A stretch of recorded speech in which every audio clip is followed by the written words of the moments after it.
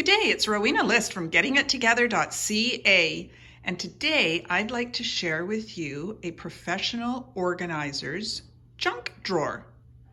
Now tell me, what do you think is in a professional organizer's junk drawer?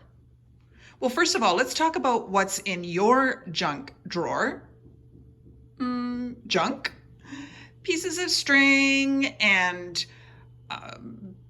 leftover, chopsticks or soy sauce that's not being used, takeout menus, things like that are usually in people's junk drawers, along with a whole pile of crumbs.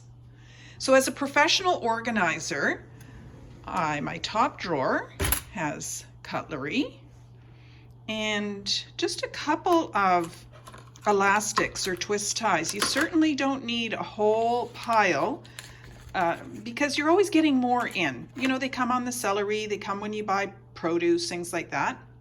A couple of soy sauces and some candles. Those you might find in people's junk drawers, I don't know.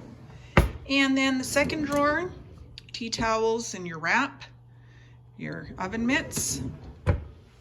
Third drawer, placemats and napkins, napkin rings. And the fourth drawer, your storage containers. So guess what? There is no junk drawer in this professional organizer's kitchen because there's no room for junk. There's no need for it.